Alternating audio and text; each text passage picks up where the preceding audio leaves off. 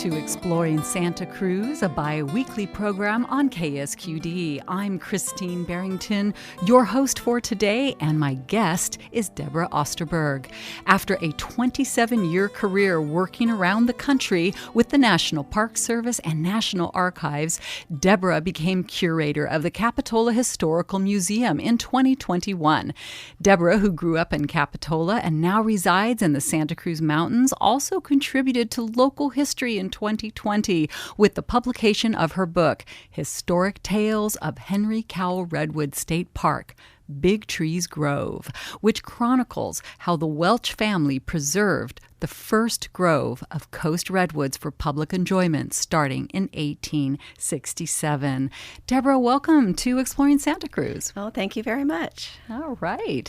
So, Deborah, as we were talking before the show, I have a great love for our national parks. How did you get interested in working with the National Park Service? Well, I knew that by the time I got to college at Chico State, I wanted to study history, but I was an extremely shy person. I couldn't speak in public. But I did want to study more about history, and I volunteered at the Bidwell Mansion Historic Park. And I wanted to do behind-the-scenes work, but then I got inspired because the lead ranger there at the time, Maggie, was completely blind, and she gave the most incredible tours of this 3-story mansion, demonstrating things as she went along. And I realized to myself, what was my excuse? So I decided to do some historic tours of the mansion. And when I was looking to do something for the summers while going to college, I found out about the it's called the Student Volunteer Association, and you can get a position in a national park or national forest. They'll pay you a little stipend, they'll provide you housing, but it's a wonderful volunteer program for college students. And so I did that, and I was very lucky. I got chosen to go to Yellowstone National Park in 1982, and that's kind of where it started. Wow, so it started as a volunteer gig, yes, but then it transferred over to a professional gig. Yeah, wow. And I went through just about every position you can imagine. I worked at the front gate, campgrounds, did interpretation, and then I finally settled into the area that I do today, which is museum curation. Museum curation. And so you grew up in Capitola and you moved away. What brought you back here? Well, it's really family. I needed to get closer to my father, who lived here in Santa Cruz, after my brother passed away. And I had been working for the National Park Service up in Washington State. And I came down closer, and I was able to work for the National Archives in San Bruno. That allowed me to be able to come down on weekends and be with my father more often. But then when my father passed away, I decided I needed to move down back home because there was property here I had to deal with, and that's what brought me back into Santa Cruz County. Wow. So welcome home. And so we get the benefit of you're curating one of our local museums. And we're going to get to that. But you also wrote a book. And speaking for myself as a great lover of our redwoods, you wrote this book called Historic Tales of Henry Cowell Redwood State Park, Big Trees Grove. Can you tell us a bit about this book? Yeah. When I did come back after my father's passing, I didn't intend to leave my federal job that early, but, I had the responsibilities. So now that I was down here, I thought, well, what am I going to do with myself? So I decided to volunteer at Henry Cowell Redwood State Park. That was a place where my brother had worked and lived for decades. He had been the heavy equipment operator for the entire Santa Cruz district of state parks. So anytime you're walking along, say, a fire road or over a bridge, it's probably something my brother helped build. Wow. If you're, anywhere around here. And so I started volunteering, and I got into dressing up when I was back east. I did Civil War reenacting back there. And I had the costumes. So I thought, well, it would be great to dress up as a historical, a Victorian visitor to the Grove. Because once I started volunteering, I learned that there really was a very interesting history there of it being a resort long before it became a park. And I learned a lot from some of the other docents there, particularly Ken Landy and his wife Anita. And as I started researching it, I started getting online, newspaper research. And, I was there for 3 years. And when I realized how much I had found about this place and how really the grove there in Felton was the very first redwood park. It was owned by a private family, but it predates Big Basin by 35 years. Wow. As the first place the coast redwoods were preserved for the public. And I realized I had enough material to write a book about it because nobody had really in-depth covered the history of the resort because the Welches bought it in 1867 and owned it till 1930. So I found that very famous people had come there, not only, President Theodore Roosevelt, but many, many others. I found newspaper accounts from all over the country. And that's one thing that made the book really interesting to me because at first I thought I'd only find like local accounts. And then when I started searching, I got these hits from all over. And people, when they came to California back then, even, it was a big deal still.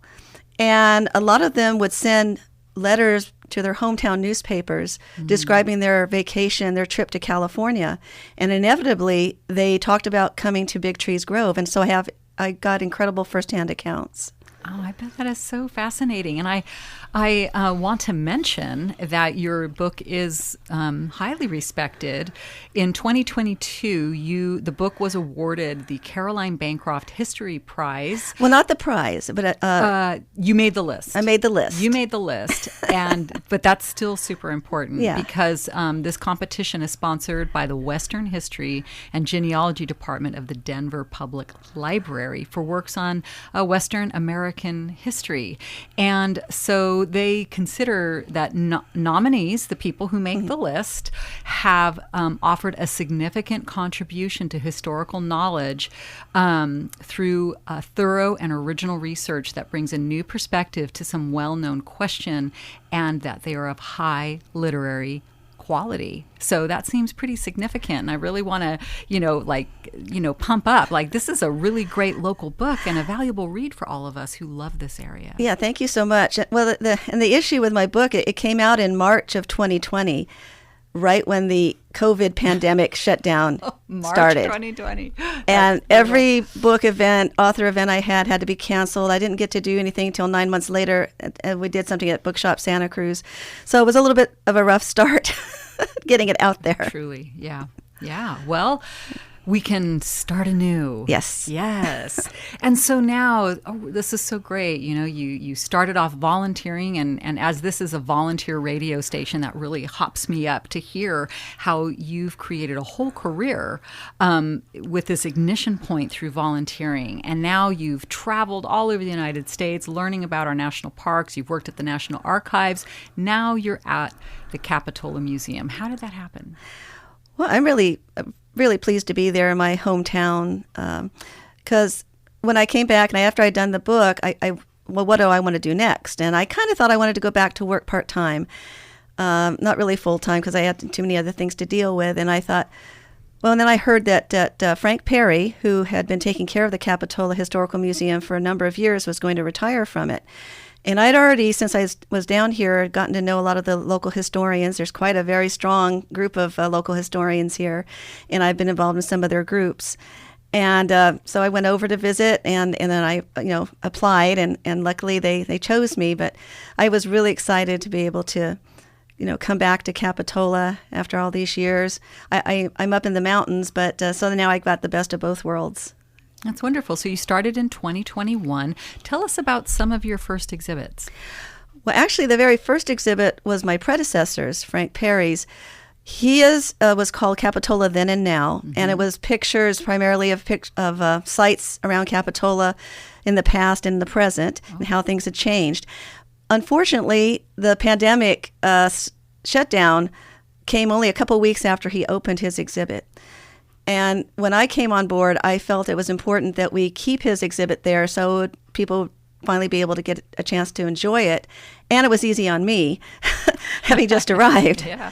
So, and then it gave me time to work on my first full exhibit, which was the next year, which was Perspectives, Capitola in the Eye of the Beholder. And that one, I wanted to show how different people in different time periods, viewed Capitola. From its pioneer beginnings through its early resort time to when it was an art colony in the 60s, till today. So I was able to find a lot of firsthand, impressions that people had. And I was trying to demonstrate it not just through history, but also some of the artwork that we had in our collection. Early artwork from, 19th century up to a lot of the plein air competition paintings in Capitola. And one thing that was really important to me when I started is I wanted to make sure we incorporated better the native history in Capitola and the Spanish history. So one of the very first things I did is I had the city commission a painting by Aptos artist Ann Thurman to show indigenous people, and in that area it would probably be the Aptos and the Kayastaca, doing their traditional gathering of seafood and right there along the coast and Capitola Lagoon, which they would do on a seasonal basis. And she did a spectacular painting for us that is now hanging after that exhibit in our city council chambers, which you can see. And I'm also always going to have at least one of my cases devoted to some kind of indigenous topic, and another case always to either a local business history or local pioneer family. And then one thing I did is I permanently made the story of Martina Castro Lodge, who was the original grantee of the Soquel Ranchos, always there in the exhibit at the very entrance. So her story is always going to be there. Oh, how interesting. I'm definitely compelled to go and check it out. I've spent so many years visiting Capitola my whole life, and I don't know a lot about that little town. And I love it that you're reaching back into the real original roots. Yeah, that's what's exciting about working there, because I get so many different periods of time, everything from the 1830s up to the present. Yeah. And when you say, who was the woman who was granted the rancho? It's Martina Castro Lodge. Martina Castro Lodge. She was the first woman to apply for a grant.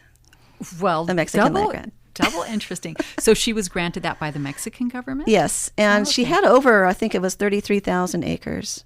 Wow. So you apply and then they just grant you the land. Yeah. Well, her grandfather was part of the Anza expedition that came up to California originally. As in De Anza? Yeah, De Anza, And so she was actually the largest landowner in this entire area of Santa Cruz County. Wow. Are there any descendants of her family still here owning land? I think there's supposed to be a few. Wow. Yeah. That's just so mind-blowing to think, you had the indigenous people, and then somehow these things happen, and then the government's just saying, here, have 33,000 acres, and how do we put that all together, which makes what you do really valuable, right? Telling these stories and getting people to think about things. Yeah, and it was the famous, local entrepreneur the businessman F.A. Heen, who purchased most of that rancho land from the Castro Lodge family. And he's very synonymous with Capitola because he really created it he wasn't the first one to start it off as a resort, but he really made it high profile. Wow. What was his name again? It's Frederick Augustus Heen. Wow. They commonly say just F.A. Heen. F.A. Heen. Yeah. Okay. I have never heard his name before, so thanks for the introduction. That's so interesting.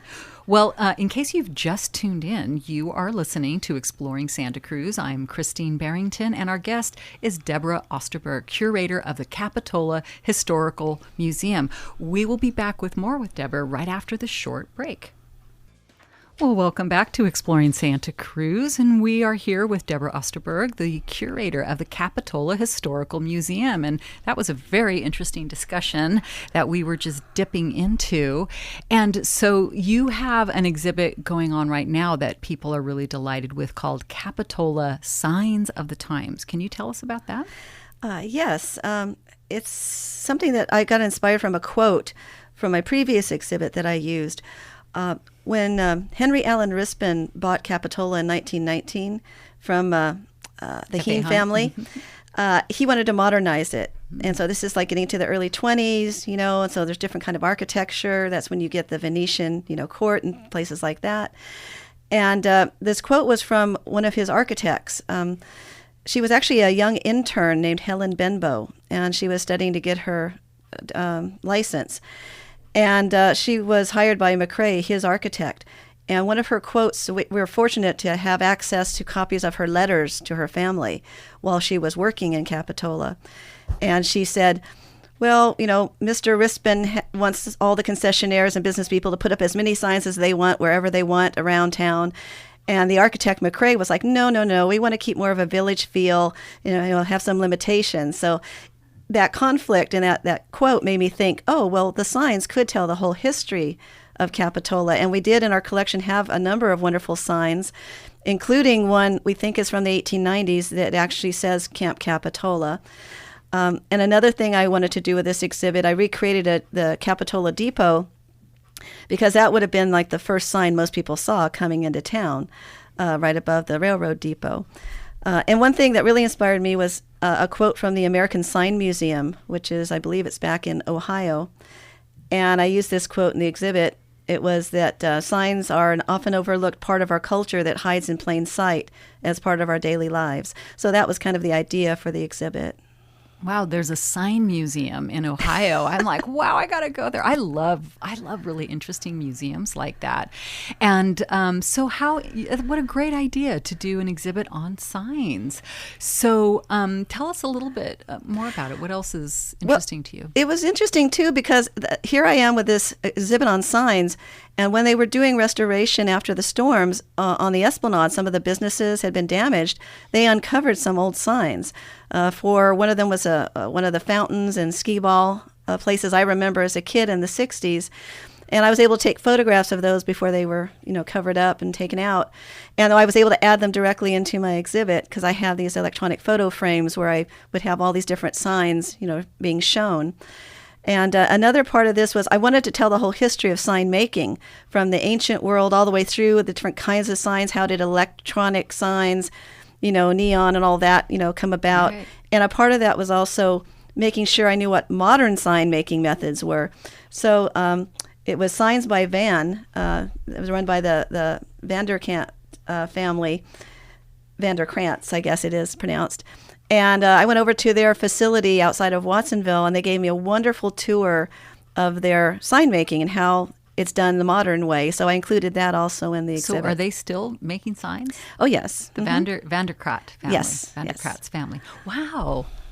How extraordinary. And so was it hard to find them or get into contact with them? No, they were very nice. I tried to contact several sign makers in the area, and they were the most responsive. So that's why I went to their facility, and they showed me around. They also gave me some pieces of modern sign making materials, the raw materials that I could also include in the exhibit. Beautiful. So, have you ever visited the Neon Museum in Las Vegas? No. It's so powerful, right? Signs are such great communication tools. So how long will this exhibit last? It'll last till December 31st of this year. Mm-hmm. And then, as we do every year, the Capitola Historical Museum closes in January to mid-March, so I can take down the old exhibit and put in the new annual. Okay. But until then, until the end of this year, you can come to visit the museum every Friday, Saturday, and Sunday from noon till 4. Every Friday, Saturday, Sunday, noon to 4. And where is the museum located? It's at 410 Capitola Avenue. We're right next to Capitola City Hall. We're between that and the trestle, so it's... Oh, yeah, there's like a little house there or something. There's actually 3 houses, 3 buildings. We have our main museum, and we have a 1907 beach cottage that's furnished to the period, and we have a authentic bathhouse, which would have been put out there with the original campground. It had a changing room, a toilet facility, and a shower. Where was the original campground? Where was that located? It would have been right on the beach. Oh, can you imagine how great that would have been to be able to just go and have one of those little bungalows? I've often peeked in the window of that little building next to the city hall and wondered what it was all about. Oh, that's originally it was all canvas tents. That's why my new exhibit for 2024 that I'm doing about Camp Capitola, I found a quote from 1874 that called it Little City Under Canvas. So that's the name of the 2024 exhibit, where we're going to be celebrating the 150th anniversary of the official opening of Camp Capitola. Wow. How long did Camp Capitola exist? Well, in a way, it still does. in a way. But like, when did it start? What was it? What was its heyday? Yeah, well, it was actually a man named S.A. Hall. And he was a farmer leasing land next to the wharf from Heen, some of Heen's land. But Hall noticed very quickly that farmers from Fresno and Stockton were coming over in the summertime and pitching their tents on the beach. Well, he realized besides farming, he could make some good money taking care of their teams of horses. Good American capitalist. Yes, or providing them meals. And so he set up the first campground. And we believe it's his daughter who named it Capitola. And that's a whole story in itself, that there was a very famous book at the time called The Hidden Hand. And we think that Lulu, his daughter, since she was a school teacher, was familiar with that book. The main character, who was a very feisty, independent woman, was named Capitola Black. Oh, interesting. So we are named, we believe, after the character Capitola Black. Oh, I just love all these little tidbits. See, this is so beautiful, like, the story. Historians obviously are storytellers, and they tell the story of our past, and they weave all these threads together, that help us understand, what we come out of. It's just amazing. Yeah. And Hall didn't stay too long. He left by 1879, and that's when Heen took over, because he had owned all the rest of the property, and he started to build up the much bigger resort, and was selling off lots for vacation homes. So that's how you kind of get to the Capitola of today. Right. Wow. And so if people want to get more information, where do they go? We've got a website here. It's the cityofcapitola.org /Capitola-museum. Yeah, you can just go straight to the City of Capitola site, and you'll see where you can go right to the museum. We also have a YouTube channel. For the Capitola Historical Museum. That's where we keep a lot of our oral histories and other videos. And we have a Facebook page I maintain. And another thing, we also have an exhibit case at the Capitola Library, which I put rotating exhibits in. So if you ever stop by there, there's another place to see some things. And where is the Capitola Library located? It's on Wharf Road, right across from the old Rispin Mansion. Okay. Yeah. Yeah, nice. Well, beautiful. So does the Capitola Museum have a relationship with other museums in the area? How does all that work? Yeah, like I said, there's a very robust, local history community here. And how I met a lot of the first local historians was through the group at the MAH, the Santa Cruz Museum of Art and History. That's where the Researchers Anonymous group meets every month. Researchers Anonymous? Yes. And it's local historians, and we share, information on what research we're doing, but we also will go on field trips to different places. There's, on a different level, there's a organization where all the Santa Cruz County museums get together, like once a month, and they have their own website. If you go to santacruzcountymuseums.org, and you'll see portals to all the different museums in the county. Yeah, there's just worlds upon worlds. That's one of the things I love about the station, is how we learn about all these different resources that are available to enrich our understanding of this region. That is just incredibly layered. Yeah, it's amazing. And we also help each other out. And there's always an annual thinking of the season, but there's an annual history fair that is done usually in the springtime that the public is invited to. And where does that usually take place? Different places. Last year it was at the San Lorenzo Valley Museum in Felton. This coming year it is going to be at the Santa Cruz Mission Park. Okay, great. Up by Holy Cross. In May, I believe, yeah. Beautiful. Yeah. So so how much work is involved? Say you've got this you call it an annual exhibit, right? This Little City Under Canvas. How much work is involved in putting together an annual exhibit like this? A lot. I like to do research, so a lot of it I do at home, because I am just part-time. I am a City of Capitola employee. Okay. But, and it's just for my love of it, I do a lot of the research on my own. And it's going through the newspapers. That's one of the first things I did, looking through the pictures we have in our own collections. One thing I want to do for this exhibit is, and I've just sent them a message today, is contact the museum in Stockton, because a lot of very early visitors to Camp Capitola were from Stockton. Mm-hmm. And I'm thinking I might find some really interesting things there. So I might check with some of the other Valley, museums. Right. And another thing I'm hoping to do, it's on my schedule, my plan, is to make a diorama of Camp Capitola. Oh, I love it. I checked with some of the model railroaders in the area. Mm-hmm. They've given me some good advice and information. And so keeping my fingers crossed, I'll be able to create a diorama of the original look of Camp Capitola, because I want people to understand the spatial layout of the camp. And that might be the main thing, though. How fun. I remember doing dioramas when I was a kid, and it's so satisfying to bring something to life. It's a very different thing than thinking conceptually about it, to kind of see it in 3D. Yeah, you have to see it. And the other thing, we have our beach cottage, like I said, in front, and I think I'm going to, the furnishings in there have been the same for a very long time, apparently, so I might be changing that up a little bit. So, and more work, right? More like thinking about it. Yes. Yeah. A lot of thinking about it, a lot of planning it out. I'm actually pretty far along on that. Mm-hmm. Yeah. And I don't know what might come up. Some things you don't plan on, like with my last exhibit, I was in the museum when it was closed, because it's where my office is, and I had a knock at the door, and I went up there, and these two folks said, "Oh, well, we're visiting from Idaho, and we want to, see the exhibit if we can." Well, it turned out this gentleman was the son of a sign painter. And of course, I was doing the exhibit on signs. Yeah. And his father had actually made most of the big signs for a nightclub in Capitola back in the 20s and 30s called the Hawaiian Gardens. Well, it ended up, when I do my exhibit, he lent me on a loan many of his father's sign-making tools and books. And so that's just part of the exhibit currently on display. Oh, brilliant. This man that knocked on the door. Knocked on the door. You happened to be there. Yeah.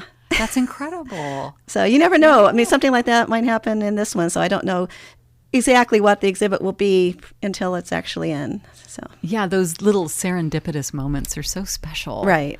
Yeah, we have like 1 minute left. Do you have any other short what's something that's just surprised you or delighted you? Oh, goodness. Growing up in Capitola, you didn't really get to learn a lot of the local history. Mm-hmm. And I've learned so much more about my hometown than I could ever imagine. Right. And I'd like to, and I haven't had the opportunity yet, but I do want to contact some local schools and try to integrate some of this into what they're learning. One way I think I could do it, because we have such a small museum, is I'd like to perhaps do walking tours, with the students, or, costume walking tours, which is what I want to try to do more of. So that might be a way that I could, make it more interesting for them. And you can always tie these aspects of Capitola history to the bigger picture, what's happening in the country. So that's one thing I hope I can do more of. Oh, that's wonderful and tantalizing. I hope that comes about. And so, everyone, this has been Exploring Santa Cruz. Our guest has been Deborah Osterberg. She's the curator of the Capitola Historical Museum.